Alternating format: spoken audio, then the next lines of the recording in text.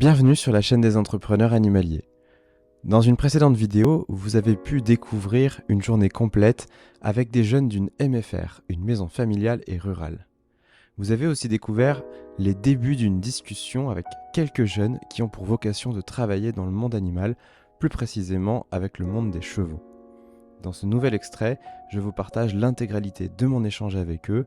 Ce sera un petit peu plus long, mais vous allez voir, on y découvre beaucoup de très belles pépites. Vous verrez aussi que ces jeunes ont un niveau de maturité assez bluffant. Je vous souhaite une bonne vidéo, à bientôt. Juste pour qu'on puisse visualiser qui est en option équin, qui n'est pas en option équin. Ok, est-ce que vous pourriez me dire ce que ça veut dire animation ? C'est quand on reçoit du public, par exemple, dans le cas des enfants, on va faire une animation pédagogique, donc on va leur proposer un jeu, donc une animation, pour leur apprendre quelque chose. Ok, dans quel type de structure par exemple tu peux voir de la pédagogie ? Les écoles en tout premier, les centres de loisirs, les camps de vacances et les fermes pédagogiques. Et on parle de quoi dans ces... Les centres équestres. Et les centres équestres. C'est vrai. Attention à pas vexer. Moi personnellement qui travaille avec des enfants handicapés, autistes, aveugles ou qui ont eu des chocs dans leur passé, je sais que créer un lien entre le poney et l'enfant c'est quelque chose qui les aide beaucoup. Le fait de créer un lien avec le poney qu'ils ont toute l'année, parce que du coup moi les enfants ils ont le même poney toute l'année, un poney qui correspond à leur caractère, à tout ça, je pense que ça les aide beaucoup. Est-ce que d'autres ont déjà vu de l'équithérapie ? Oui. Waouh. Je m'attendais pas à cette réponse. Moi, je vois que quand je donne des cours à des petites, généralement, on a eu des petites, parce qu'on a très peu de garçons, qui sont très timides, qui nous parlent pas et on va voir leur vrai visage quand ils vont être à cheval, ou avoir rien qu'un lien en brossant, en préparant son poney. Et au fur et à mesure, ils vont se mettre à créer un lien avec le poney, mais aussi avec nous. Donc c'est vraiment quelque chose qui est très sympa. On voit beaucoup aussi que les animaux, ça sert aux enfants, mais ça sert aussi aux personnes âgées qui sont seules, qui n'ont pas forcément de famille ou que la famille ne vient pas voir. Et rien que le fait d'apporter un cheval, c'est plus difficile, mais ça se fait. Ou rien que le ronronnement d'un chat ou l'attention d'un chien ou le fait que le lapin se couche sur la personne, ça va lui faire du bien. C'est pas comme la relation avec un homme, entre guillemets. Avec un humain. Et comment ça s'appelle ça ? Ce que tu décris. De la zoothérapie. Ok. On peut appeler ça comme ça. Alors c'est vrai que c'est plutôt de l'autre côté de l'Atlantique où on va souvent appeler ça comme ça, mais en France aussi. Il y a un autre terme. Non. Mais c'est une bonne réponse. La médiation animale, Ah oui. vous en avez entendu parler ? Oui. Ok. C'est à peu près le même mot pour dire à peu près la même chose. Après, il y a différents courants, différentes façons de penser, mais c'est effectivement ça. Ça peut être les enfants qui sont harcelés ou quoi que ce soit, ça peut être les personnes âgées qui se retrouvent tout seuls, donc les animaux, c'est un peu un échappatoire, une occupation et une façon de ne pas se sentir seul, mais ça peut être aussi pour les adultes qui se retrouvent dans la vie active et ça peut être un moyen de se retrouver aussi le week-end, de faire une pause avec le rythme du travail, etc. Ouais. Moi j'ai tendance à dire que tout le monde un jour peut avoir besoin de zoothérapie ou de médiation animale. Et on utilise le terme, nous, de public fragilisé. Parce que vous avez des personnes qui sont en situation de handicap, vous en avez parlé. Il y a des personnes qui sont dans des situations de fait, parce qu'elles sont du 3e âge ou du 4e âge, donc elles sont âgées, en fin de vie. Vous avez des personnes qui sont des enfants, que c'est pas un handicap, mais ils sont à un stade de leur vie où ils en ont besoin. La médiation animale, la zoothérapie peut les aider. Et puis il y a des personnes qui à certains moments peuvent avoir une simple petite fragilité, mais qui est importante, une séparation, un deuil, du harcèlement.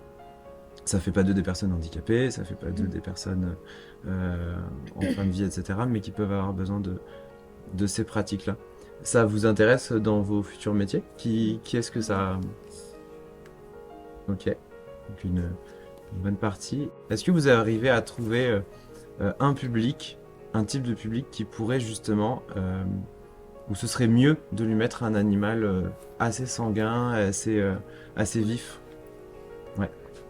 Tu penses? Non, vas-y. Les enfants qui sont hyperactifs, faut C'est leur ce que j'allais mettre dire. des chevaux qui ont du sang et ça va leur permettre de se calmer, de se poser et le poney se posera avec eux. Parce que le poney c'est un miroir, le cheval c'est un miroir et si t'es trop excité sur ton poney, le poney va être pareil. Alors il y a des personnes qui sont spécialisées en France sur des animaux qu'on va considérer comme problématiques ou comme un peu vifs. C'est la même chose avec les chiens, avec des chiens de troupeau qui sont reconnus pour être un peu compliqués. Et souvent ces personnes elles travaillent avec des jeunes qui parfois ont fait un peu de prison, qui ont eu des situations de délinquance et qui ont vécu dans un milieu un petit peu dangereux parfois ou un peu violent.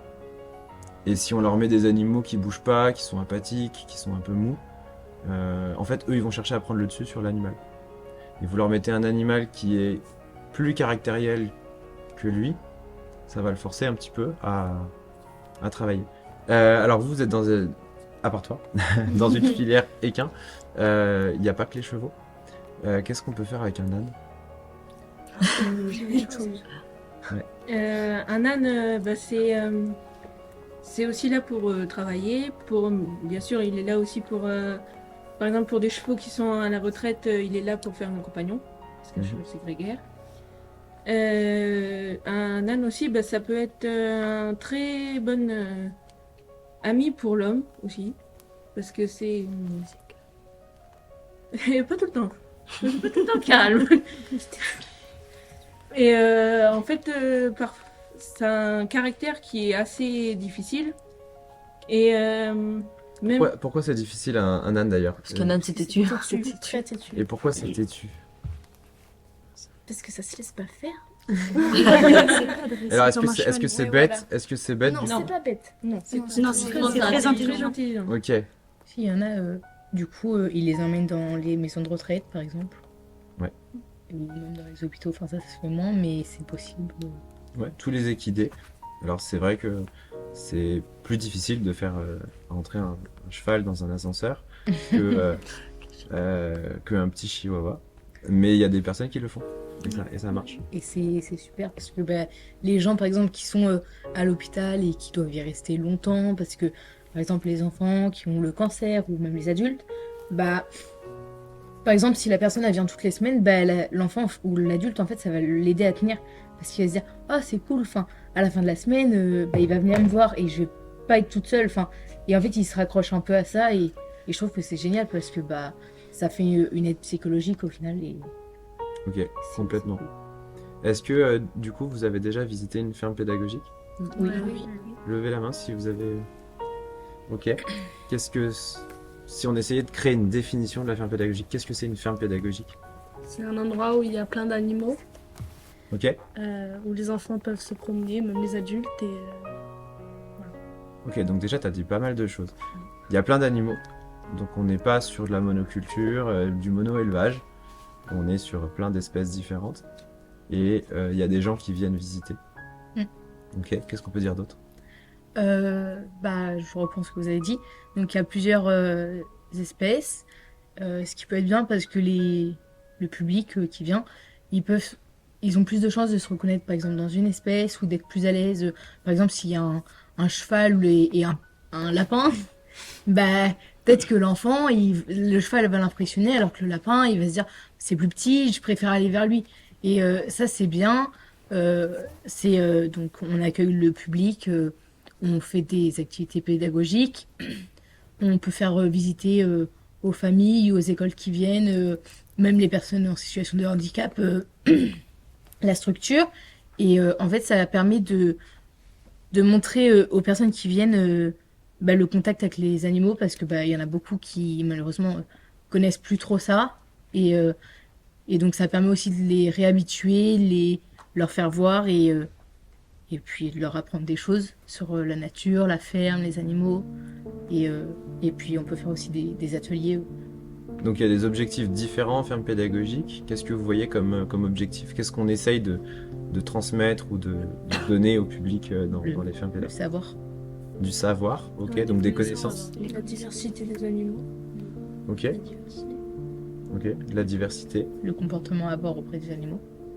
Ok, donc on va essayer d'éduquer les gens qui viennent dans la ferme pédagogique parce qu'ils sont pas toujours très Non, bien mais, éduqués eux-mêmes. Si, mais c'est possible. Enfin, ouais.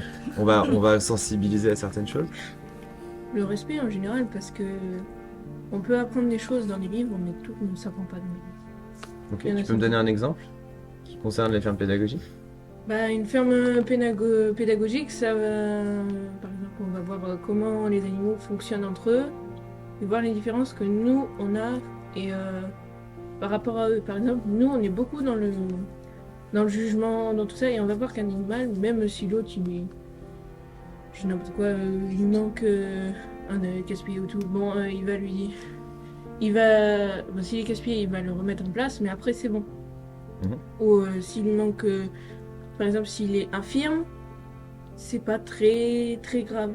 Que nous, on a tout le temps ce jugement, cet œil qui regarde la personne et qui la met mal à l'aise. Et ça, on peut pas forcément l'apprendre que dans les livres. Et ça, c'est des choses que vous aimez chez l'animal? Ouais, Oui. C'est pour ça qu'on travaille avec les animaux et pas avec les humains. C'est ça. Ok, on va en parler ça juste après. De trouver des liens. Parce que je sais que ma mère, donc, elle est dans une école maternelle. Et tous les 2 mois, elle emmène l'école en visite de ferme pédagogique. Et je sais que les enfants, quand ils voient des animaux de la ferme, ils cherchent tout le temps à avoir un contact, un lien avec ces animaux. Et donc des fois, ça peut les aider. Ouais, absolument. Parce qu'il y a des enfants, il y a des enfants qui sont comme des handicaps ou des choses comme ça. Et des fois, quand ils vont à la ferme pédagogique, ça les aide. Ça les aide. Puis ça aide les gens aussi à savoir qu'est-ce que mange chaque animal. Et des fois, les enfants, ils apprennent qu'un cheval, ça mange pas forcément de pain, parce qu'ils ont des coliques. Et alors que il y a beaucoup de gens qui pensent que le cheval, ça, on peut leur donner le pain dur qui est chez nous, alors que ça rend vraiment pas. Alors on donne à qui le Ça pain dépend. alors? À petite dose, ça va. On peut le donner à quel animal alors le pain? En général, ils arrivent avec leur grande Pommes, baguette. carottes. On le donne au canard ou pas? Non, ça, c'est pas dans leur ventre, on peut y Là, ça gonfle dans Ah. l'estomac. Ok, c'est bien.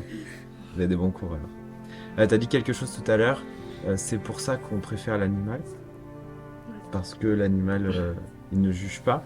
Alors du coup, si j'aime pas les animaux, je travaille en ferme pédagogique. Si j'aime pas les humains, je travaille en ferme pédagogique. Non, il faut toujours avoir un lien avec l'homme. De toute façon, n'importe le métier qu'on fasse, on aura toujours un métier avec l'homme. Moi, j'ai fait un an d'ASSP. J'ai fait une autre matière, donc je travaille avec les personnes âgées et les enfants. Et je sais que je me reconnais beaucoup plus dans cette filière-là. Parce que je suis beaucoup moins, alors c'est beaucoup plus physique. Mais je préfère énormément ce que je fais là. Je travaille avec les animaux, il n'y a pas de... En fait, si on fait une erreur, c'est que nous. Et on peut pas en vouloir aux autres. C'est beaucoup plus physique, mais quand on est passionné de quelque chose, c'est beaucoup moins hypocrite. Les animaux, ça juge pas, tu leur fais des câlins, ils te font des câlins aussi. Après, dans le cheval, il y a quand même un contact avec l'homme. Alors, avec nos clients, tout ça, il faut quand même garder une relation. Oui, une bonne relation en fait. Faut faire hyper attention à la sécurité. En général, quand tu rentres dans un enclos ou dans un pré, c'est que tu connais tes animaux, tu sais comment ils réagissent.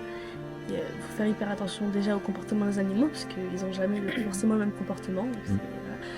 Et puis, faut pas crier, faut bien leur expliquer toutes les règles avant. Je les répétais encore. Encore et encore. Et leur qui est montrer garant aussi. du coup de cette sécurité? Nous. Ok. Les encadrants. Au début, on sait que ça va pas être facile parce que des enfants de jeune âge, d'un certain âge, ils peuvent pas forcément comprendre ce qu'on leur explique. Donc, il faut essayer de leur expliquer, mais d'une autre façon que eux pourraient arriver à se dire, c'est vrai. Donc, si je donne trop, mon cheval il va être malade. Mhm. Si je donne la bonne nourriture, il sera en pleine forme. Mm. Donc c'est un peu ça qu'il faut expliquer. En fait, il faut expliquer les règles qui sont complexes pour nous, plus faciles pour les enfants. Quand on parle de tout ça, du coup, c'est des choses qui vous motivent, vous vous projetez un peu dans l'idée d'aller faire de l'animation avec des scolaires, avec des enfants, avec des personnes âgées. C'est des choses pas du tout.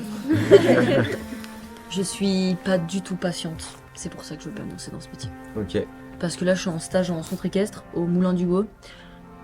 je m'y plais, mais par exemple le mercredi et le samedi quand il y a les cours, bah Ouais, c'est bon. j'y vais par C'est- force, c'est on va dire. terrible. Enfin, c'est pas méchant, mais j'y vais par force parce que, enfin, voilà quoi. C'est pas que j'aime pas les enfants, pas du tout. Hein. J'aime bien les enfants, mais en plus là-bas ils sont mignons, ils se débrouillent super bien, mais c'est le manque de patience et c'est pour ça que je veux pas du tout me projeter dans ce métier. Ok, et est-ce que vous comprenez quand elle dit ça du coup? Ouais, bah, Oui, c'est chacun son caractère. Parce que ça sert à rien que je me projette dans ça, c'est pour Ok. pas aimer mon métier et pour en fait, Laisser tomber. Déjà que c'est un métier ouais, qui et est- même, enfin, m'en prendre aux gens et perdre du personnel. Donc ça me sert à rien. Vaut mieux que je me projette dans autre chose qui me convienne. Déjà que ça. Déjà que Vas-y. c'est un métier qui est pas facile tous les jours. Mm. C'est les horaires qui sont jamais fixes. On sait pas comment peut se passer la journée. On se lève le matin, mais on sait pas à quelle heure on va se coucher le soir. On sait pas quand on va avoir le temps de manger. On sait pas qu'est-ce qui va se passer. Il faut être flexible. Il faut être flexible, il faut déjà aimer son métier. Flexible Et et du fort. coup, moi je comprends énormément Luna parce que tu peux Mm. pas faire un métier où tu peux pas faire un métier où tu es tout le temps là-bas parce que tout le monde saura vous dire qu'on est tout le temps là-bas. Donc, vraiment, on passe notre vie. Et là-bas. tu peux pas faire un métier où t'es pas en phase avec l'action sûr. qu'on te demande. Donc ça c'est hyper important en fait cette réaction que tu as. Parce que moi, mon métier à moi c'est d'accompagner des gens qui veulent se lancer dans des métiers de ferme pédagogique par exemple ou qui veulent se lancer en zoothérapie. Et il y a beaucoup de personnes qui n'ont pas le niveau de réflexion que tu as déjà. De se dire j'adore les animaux, c'est ma passion. L'animal m'a sauvé, c'est des choses que j'entends beaucoup. Mm. Donc des personnes qui ont été c'est vrai. bénéficiaires de la médiation animale ou de la zoothérapie, Mm. qui me disent l'animal m'a sauvé. Et du coup, ces personnes se disent comme l'animal m'a sauvé, je vais faire la même chose.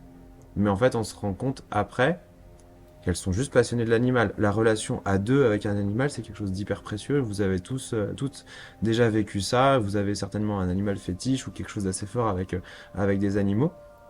Et vous n'auriez pas forcément envie de le partager avec d'autres. C'est ça. Mais quand on fait des métiers de pédagogie, d'animation, de médiation, le but c'est pas de soit faire des câlins avec l'animal, c'est d'offrir ça à d'autres personnes qui ont peut-être pas cette chance-là tous les jours.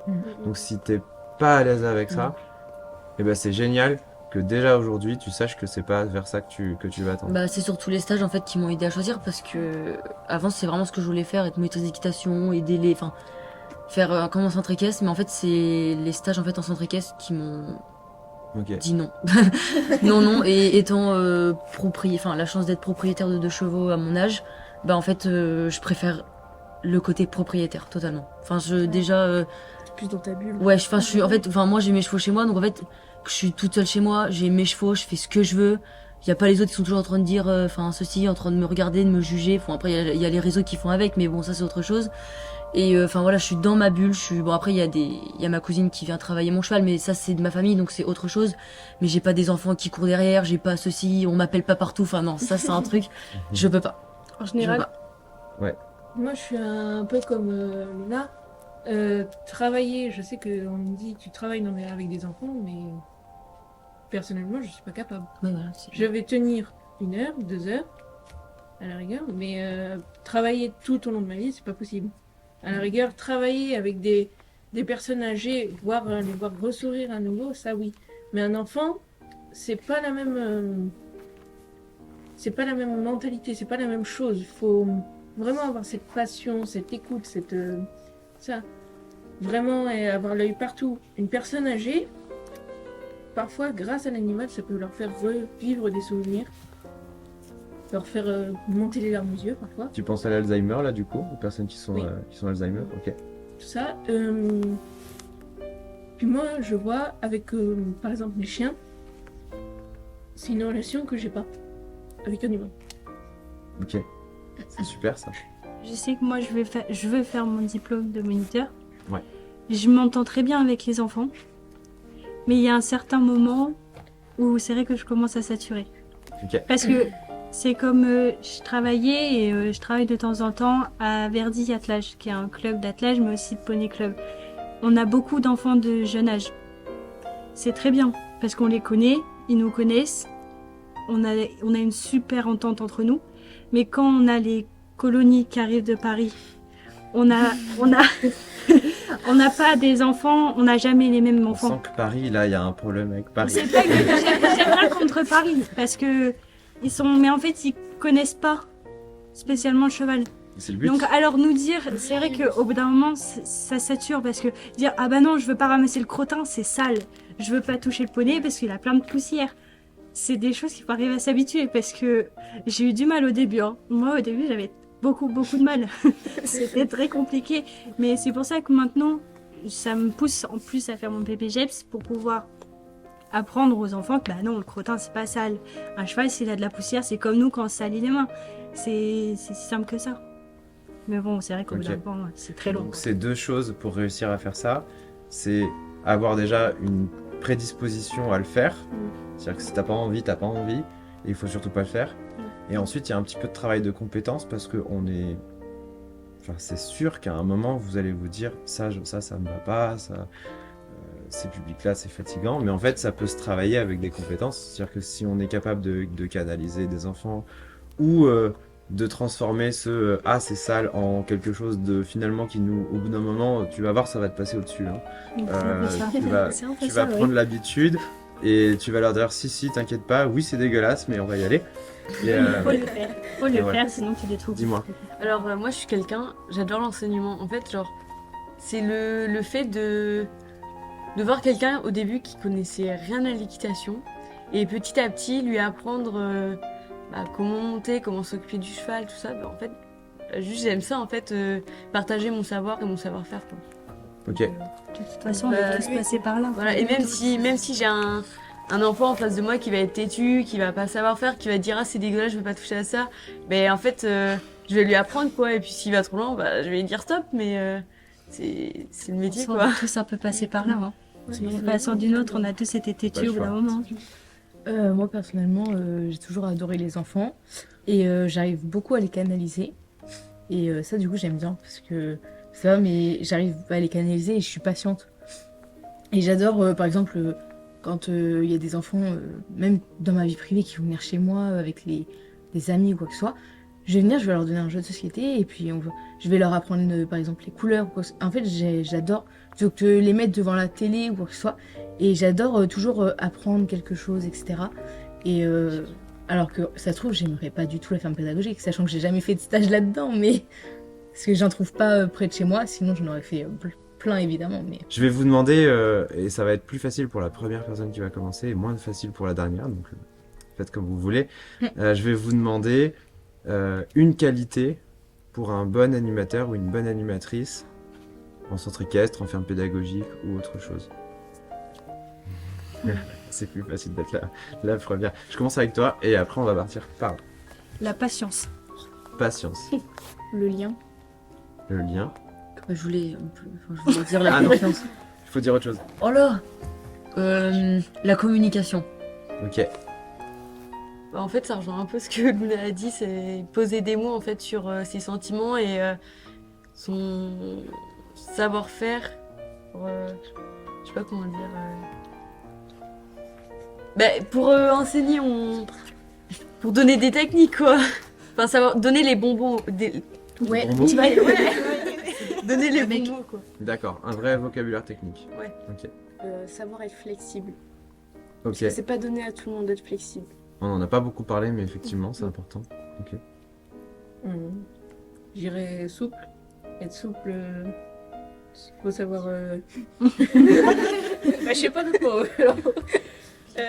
En fait, faut savoir que on passe par exemple, d'un enfant qui a un caractère très fort, qui nous répond, qui nous descend plus bas de terre, à un enfant qui est très timide.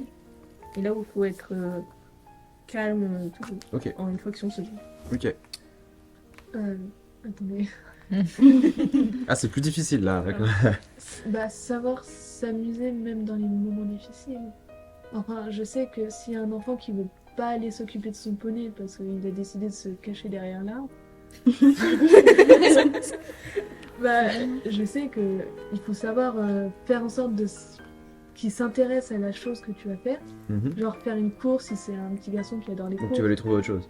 Oui, voilà. Et pour l'emmener tout de suite direct vers son poney, où là, il va commencer à reprendre soin de son poney. Enfin, des techniques un peu d'amusement pour les enfants. Ok, rendre les choses un peu ludiques. Voilà. Ok. C'est il ça. faut savoir être doux parce que avec tout public, c'est plus rassurant et Ok. on a plus envie d'aller vers les personnes douces que les personnes où on sent qu'elles sont énervées tout le temps, quoi. Oui, c'est vrai qu'on s'approche pas trop de quelqu'un qui a envie de nous taper. Voilà. Ça, je suis complètement d'accord. Je pense que la bienveillance, c'est une qualité qu'il faut avoir pour travailler avec tout type de public. Ok. Bienveillance.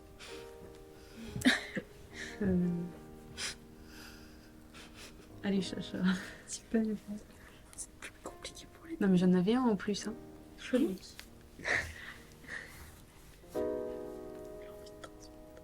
Oui, voilà.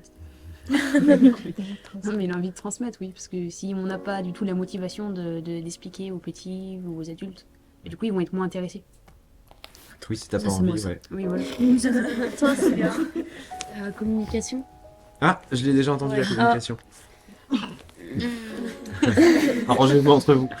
Mais le partage déjà. Parce Ok. que si par exemple on a des affaires à soi et par exemple comme Valérie, elle a ses affaires à elle et elle a confiance aux autres, donc elle partage ses affaires avec tout le monde, enfin, par rapport à son cheval à elle. La compassion. Ok. C'est vrai. J'en ai un autre. Oula. Vas-y. Avoir du mental. Mental. Du mental. Ça va faire la différence entre sa vie professionnelle et sa vie personnelle. Ah ouais. Oui. D'accord. Alors, le dernier. Restez zen. Dis ça à moi. Tout le monde joue. Faut pas dire ça. Chez nous, on appelle ça le professionnalisme. C'est je prends ma personnalité, je la mets de côté, je prends un costume, je l'enfile. C'est impossible. Même moi, j'y arrive pas. Parce que toi, tu veux pas faire ce métier. Même. Et que du coup, Ou alors t'as pas c'est- le... enfin, Enfin, t'as moins la Même motivation. si on est comme ça, un peu, ça me Ouais, tu peux pas te cacher. Tu peux rester toi-même, Faut savoir. mais il y a un certain nombre de techniques professionnelles que tu n'utilises pas dans la vie de tous les jours et que tu vas être obligé d'utiliser. Alors, par exemple, la bienveillance, en fait, c'est des techniques, par exemple. C'est-à-dire que souvent, on se dit, ah, ben, moi, je suis quelqu'un de bienveillant dans la vie. Et en fait, c'est des techniques professionnelles qu'on peut apprendre. Il y a des cours de bienveillance. Il y en a quelques-uns que je vais envoyer. Tu as parlé de compassion. Alors, dans le même registre, vous connaissez, il y a l'empathie. Je sais pas si vous savez ce que c'est l'empathie. Oui. Ça veut dire, c'est quoi l'empathie? C'est essayer de comprendre ce que ressent l'autre. On essaye de Se mettre à la place de. voilà, se mettre à la place de Ok. l'autre, essayer de ressentir les mêmes choses. Complètement. Ouais. Donc on arrive à comprendre les émotions ou les ressentis de l'autre. Ça veut pas dire qu'on va se les infliger à nous-mêmes, parce que sinon on est dans la compassion. Donc, quelqu'un pleure, je pleure. Quelqu'un sourit, je souris. Ça se voit souvent d'ailleurs, les capacités d'empathie. Si quelqu'un se met à se marrer, on va rire en miroir. Voilà, c'est exactement ça.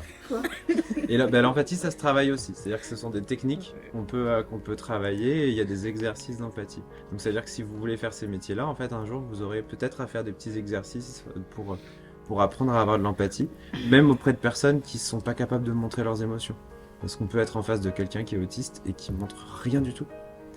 Et ça va être très difficile pour vous, si vous n'avez pas des techniques d'empathie, d'aller chercher quelle est l'émotion qu'il y a chez la personne en face. Donc en travaillant cette capacité d'empathie. Tu vois, donc tu es toi, Ouais. et tu vas chercher des petites postures professionnelles supplémentaires pour avoir un toi plus qui va chercher, parce que tu n'as pas besoin de ça dans la vie de tous les jours.